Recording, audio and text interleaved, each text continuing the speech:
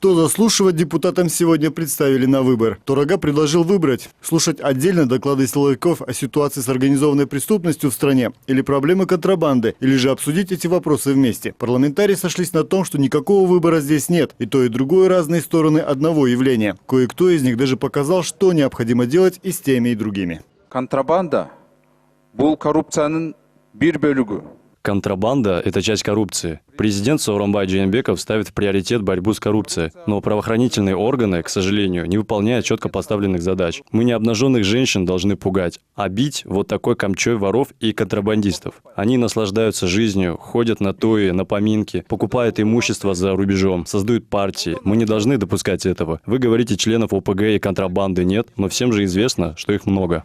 Как сообщила депутат Айнура Аскарова, по данным Минэконома, каждый 4-й литр ГСМ завозится в страну контрабандным путем. Вице-премьер-министр Денис Шарзаков парировал тем, что эти данные сильно обобщены и что работа по контрабанде усиленно фиксируется на камеры. Депутат же заявила, что ей известна определенная ставка, заплатив которую контрабандный груз благополучно проходит мимо сотрудников погранслужбы. Заместитель главы ведомства Курманбек Исаков сообщил, что это просто домыслы.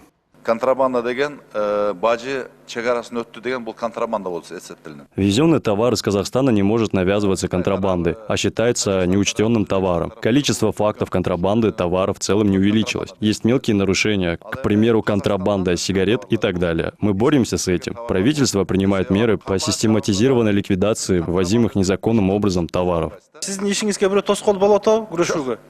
Ошоны айтып коюңузчу микрофонго. Жок, эч ким мага тоскоол кылган жок. Болду, ошону айтыңызды. Бүгүнкү баяндамаңыздардан айтып атасыңар да Кыргызстанда контрабанда бар, бирок контрабандисттер жок.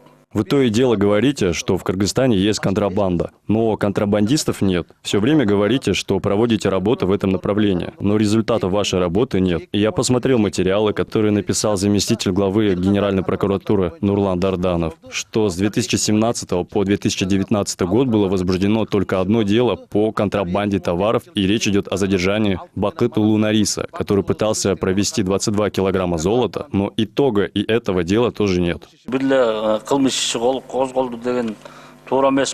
Это неправильная информация, что было возбуждено всего одно дело по контрабанде. В 2017 году было возбуждено 185 уголовных дел, в 2018 году 199, а в 2019 197. Наверное, одно из этих дел и было по контрабанде золота. Кто врет, я или Дарданов? Чем закончилось это дело? Вы поймали вора с золотом, потом сами же его упустили и теперь объявляете в розыск. Вопрос депутатов о внушительной разнице данных по товарообороту между Китаем и Кыргызстаном получил уже ставший дежурным ответ. У Китая другая методология расчета и есть определенные недочеты. Например, они не указывают груз в килограммах, они не учитывают транзит. По фирмам они не дают данных как конфиденциальную информацию. Они просто общим объемом дают и не ведут внешнюю статистику. Такие несовпадения есть не только у нашей страны. В России также, в других странах. По словам парламентариев, они владеют по этому поводу другой информацией. И правоохранительные органы должны запросить у китайской стороны эти данные. Интересовало депутатов и то, какая сумма при перевозке через границу будет считаться контрабандой. Замглавы таможенной службы сообщил, что обязательной декларации подлежит сумма более 10 тысяч долларов. Депутаты напомнили, что всем теперь известно, как через аэропорт без особых помех деньги перевозились сумками. Вспоминая историю с убитым курьером, глава МВД сегодня озвучил новую цифру изъятых у преступников средств – 189 тысяч долларов. А на вопрос, есть ли все-таки в Кыргызстане организованная преступность, Кашкар Джунушалиев сказал утвердительное «да».